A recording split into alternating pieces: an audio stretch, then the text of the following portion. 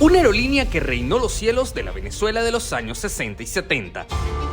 Impulsada por la inagotable riqueza petrolera y de un país convencido de que podía comerse al mundo y lograrlo todo. El rostro más sofisticado, elegante y símbolo del país. Una empresa de jumbos Orinoco y colosos, cuya desaparición definitiva no fue producto de fallas mecánicas en el aire, sino de contratos oscuros, ventas fraudulentas y decisiones burocráticas letales en tierra. ¡Piazza unida jamás será vencida! Veremos la historia de uno de los asesinatos corporativos más importantes de la década de los 90. Son 2.226 familias que quedan en la calle. Y que terminó borrando para siempre a la aerolínea más importante del país. Como hoy se lo entrega Iberia. Esta es la historia de la joya de la corona de la aviación venezolana. Su ascenso, su época dorada y su horrible final. Porque hay aerolíneas que nacen y desaparecen, y otras que marcan para siempre la identidad y el sentir de una sociedad. Este es el vuelo Piazza 700 con destino a París y escala en Madrid. Hablaremos de Viasa. Señoras y señores, ¡feliz viaje!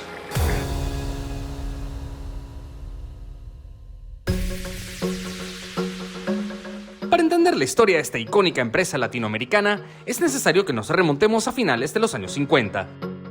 Venezuela salía de la férrea dictadura de Marcos Pérez Jiménez, y el precio del petróleo subía cada vez más. El país se había convertido en una nación moderna, con grandes obras de infraestructura y uno de los ingresos per cápita más altos del mundo. Sus principales aerolíneas, al igual que en gran parte de la región, eran Avenza, una sociedad de la que la gigantesca Pan American Airways formaba parte, y la Línea Aeropostal Venezolana, empresa estatal cuyo origen se remontaba a la legendaria Aeropostal de Francia. Aeropostal fue impulsada durante los años 50 como la línea aérea bandera del país, operando rutas icónicas a Nueva York, Miami y Europa, con una flota de aviones Lockheed Constellation y Super Constellation de nueva generación. Sin embargo, una serie de terribles accidentes fatales en la segunda mitad de la década de los 50 la llevó a tener una reputación de aerolínea peligrosa. Una cruz que lamentablemente cargó durante gran parte de su historia. Y es que el desastre de relaciones públicas de Aeropostal fue tan grande que a finales de los años 50, el gobierno venezolano, de la mano de Avenza como socio privado y con el invaluable apoyo técnico de la aerolínea neerlandesa KLM, deciden fundar una nueva empresa que eliminara por completo el oscuro pasado de Aeropostal, la cual quedó limitada a operaciones domésticas. Así, con el comienzo de los maravillosos años 60, el país estrena una nueva aerolínea. El 21 de noviembre de 1960 nace Venezolana Internacional de Aviación Sociedad Anónima, Viasa. Nuestro destino, Francia, donde nos espera el encanto de un París en primavera.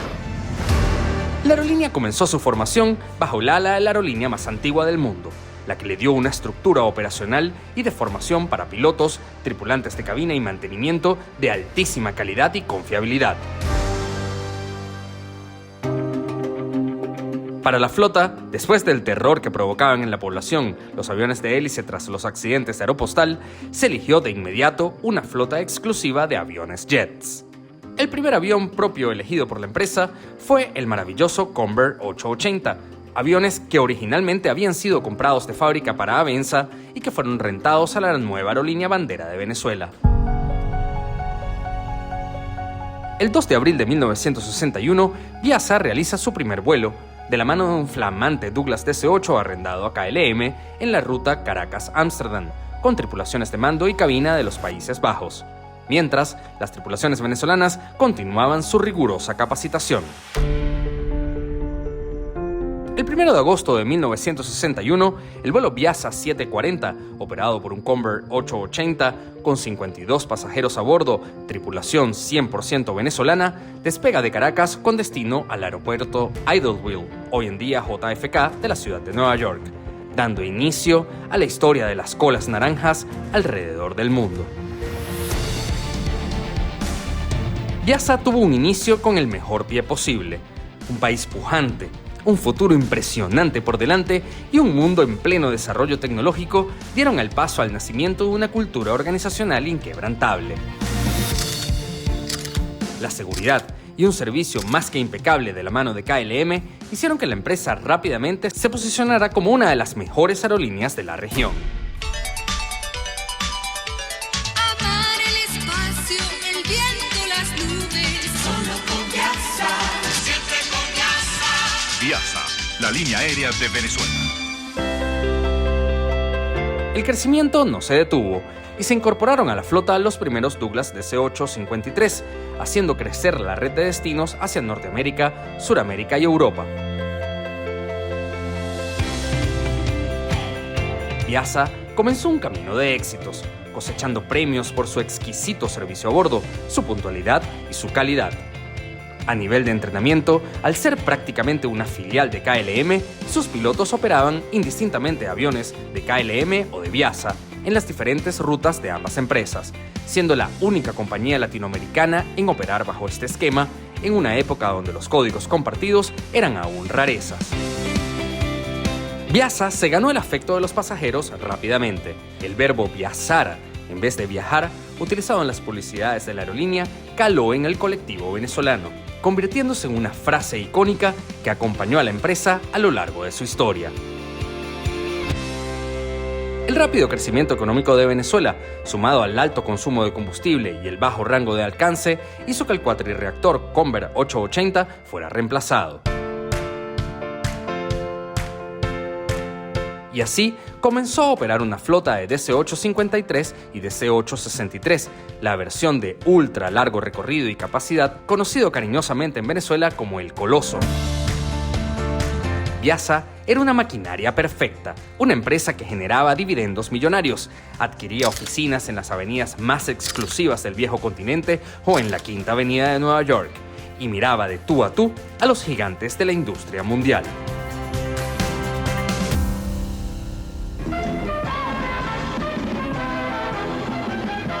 Y en 1972, la aerolínea naranja da un paso más allá. Señoras y señores, bienvenidos a bordo. Este es el vuelo Viasa 700 con destino a París y escala en Madrid. Siendo el primer operador en Latinoamérica de la verdadera reina de los cielos, el maravilloso Boeing 747, bautizado con un nombre célebre y arraigado en la memoria colectiva, el Jumbo Orinoco. Como una muestra del nivel de hermandad comercial que existía, este majestuoso 747-200 lucía los colores de KLM en el lado izquierdo de su fuselaje y el vibrante naranja de Viasa en el lado derecho. A lo largo de los años 70, la red de Viasa continuaba creciendo, incorporando en 1974 su primer McDonnell Douglas DC-10, estableciendo niveles de calidad y atención superlativos. Mientras, la crisis petrolera golpeaba a las aerolíneas tradicionales y la desregularización sacudían como un torbellino a la aviación de Estados Unidos, Viasa y el país suramericano continuaban en una impresionante bonanza económica. La red de destinos de Viasa llegó a cubrir más de 50 destinos internacionales desde Caracas a ciudades de Norte, Centroamérica, Europa y Medio Oriente. Venezuela era el país más próspero de la región y su aerolínea bandera un sinónimo de su poder económico. Era la época de la Venezuela Saudita. Miami. Hacia Miami. Ahorita voy vía Miami. Para Miami. A Miami. Yo voy para Miami. Viajamos para Miami.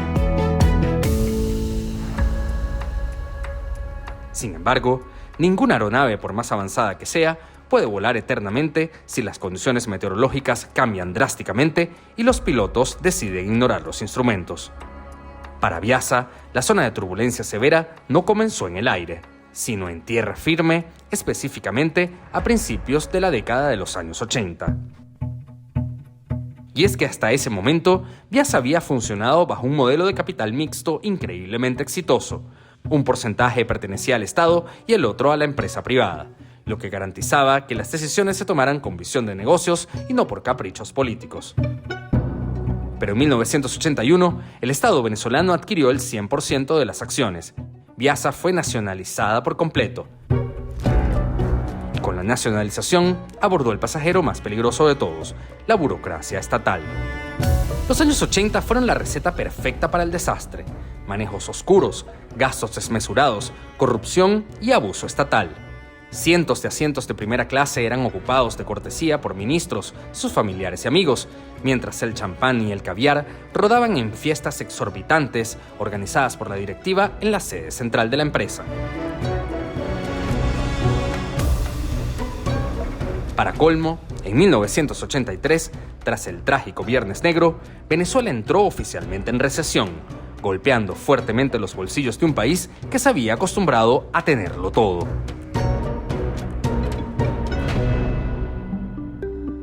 Durante esta década, el manejo de Biasa fue errático.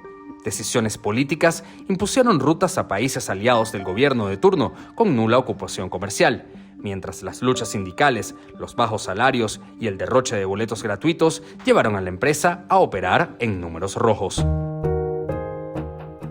Pese a todo esto, la calidad de servicio se resistía a morir, y no solo la calidad de servicio, sino también la seguridad.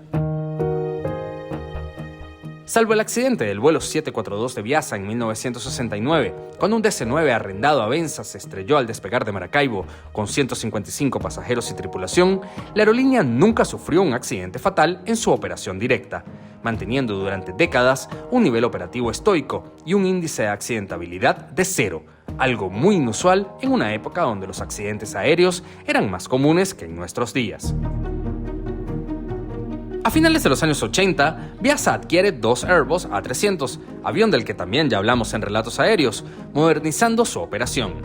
Se mantenía con una flota exclusiva de aviones de cuerpo ancho y un personal que, además de profesional, iba vestido por la mismísima diseñadora venezolana Carolina Herrera. Pero la situación económica de Venezuela, lejos de mejorar, parecía estar en caída libre. En 1991, el país recibe un préstamo del Fondo Monetario Internacional, que requería, entre muchas cosas, la privatización de empresas estatales.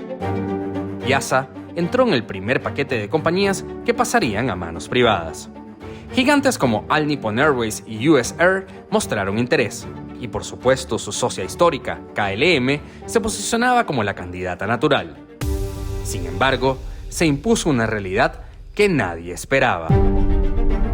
En una movida política sin precedentes, la compra de Biasa no terminó en manos de KLM, sino de un actor sorpresivo. El Grupo Iberia, administrado por la Sociedad Estatal de Participaciones Industriales de España, la SEPI, quien adquirió el 45% de las acciones. El consorcio se completaba con un 11% del Banco Provincial de Venezuela, también propiedad de BBVA de España, y el Estado venezolano retuvo el 44% restante. Y es aquí donde comienza la página más trágica de la aviación venezolana. La hermandad de casi 4 décadas con KLM fue rota de tajo. Biasa pasó de ser una ineficiente empresa estatal venezolana a ser manejado por un holding de empresas ineficientes estatales españolas. El debacle fue estrepitoso. Sus Airbus A300, aviones de última generación, fueron devueltos y reemplazados por antiguos Boeing 727 que Iberia estaba retirando de su propia flota. Estos aviones no tenían la autonomía necesaria y con un consumo de combustible elevado hacía que rutas claves como la de Nueva York o la importantísima ruta petrolera Houston desaparecieran, dejando el camino libre para que American Airlines y Continental se apoderaran del mercado. Los programas de mantenimiento mayor, que antes se realizaban en talleres de Swissair y KLM, fueron trasladados por completo a Iberia en Madrid, con notorios sobreprecios. El stock de repuestos en Caracas disminuyó drásticamente, provocando que la aerolínea comenzara a sufrir retrasos por mantenimientos no programados, cercenando su otrora calidad impecable. Mientras Iberia continuaba su proceso de crecimiento y renovación en Europa, sus 2 filiales más importantes de la región, Biasa y Aerolíneas Argentinas, sufrían un desangre sin precedentes. Iberia incrementaba sus propias frecuencias entre Caracas, Buenos Aires y Madrid, mientras devoraba desde adentro a las aerolíneas latinoamericanas. Todo esto ante la mirada impotente de los empleados y la inoperancia cómplice de los gobiernos de turno. A mediados de los años 90, la situación era terminal.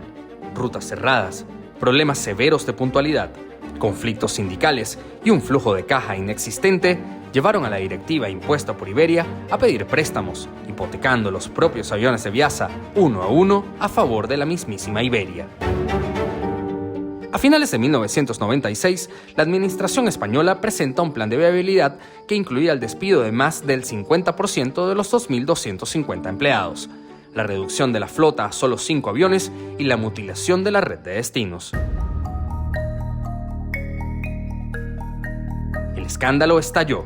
Los sindicatos rechazaron tajantemente el plan y el Fondo de Inversiones de Venezuela se negó a inyectar un solo centavo más.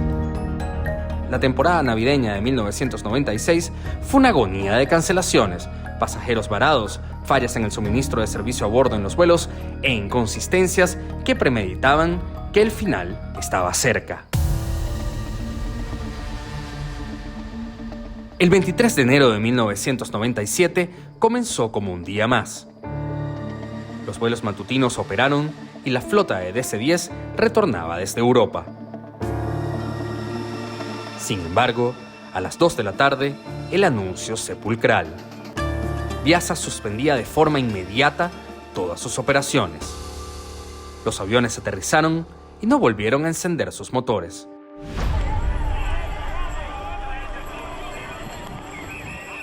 Viasa, el orgullo de un país próspero, no volaría más. Viasa unida, jamás será vencida. Viasa unida. Por meses, los empleados protestaron, llorando en las calles ante un país que observaba atónito cómo su aerolínea bandera era borrada del mapa. Con esto solamente favorece los intereses de la empresa Iberia, ya que la misma se queda con todos los activos. Significa un dolor, una traición. Finalmente, la decisión fue irrevocable. Viasa sería liquidada. Sus DC-10, ya hipotecados, pasaron a la flota de Iberia, volando con matrícula española hasta ser finalmente desguazados.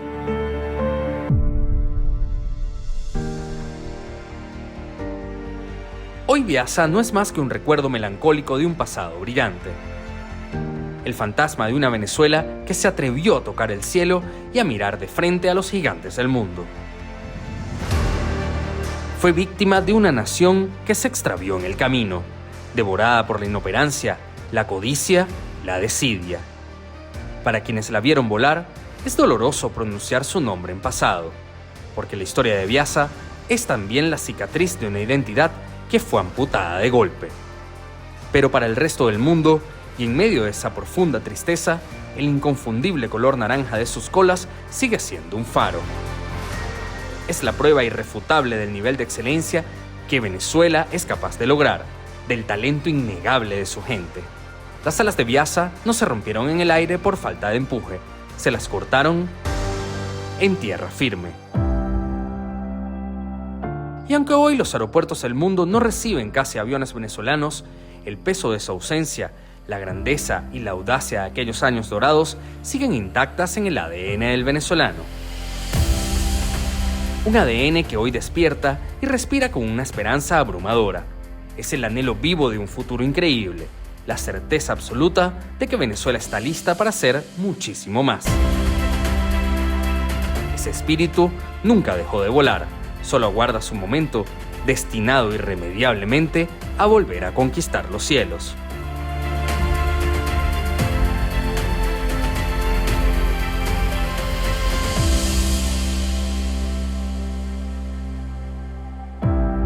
Cuéntanos, ¿volaste alguna vez en Viasa? ¿Qué opinas de su historia? ¿Algo que no hayamos contado? Déjanos saberlo en los comentarios. Si quieres conocer muchos más relatos aéreos, historia de la aviación, accidentes aéreos, actualidad y mucho más, suscríbete y dale click a la campanita de notificaciones. Nos ayudarías un montón.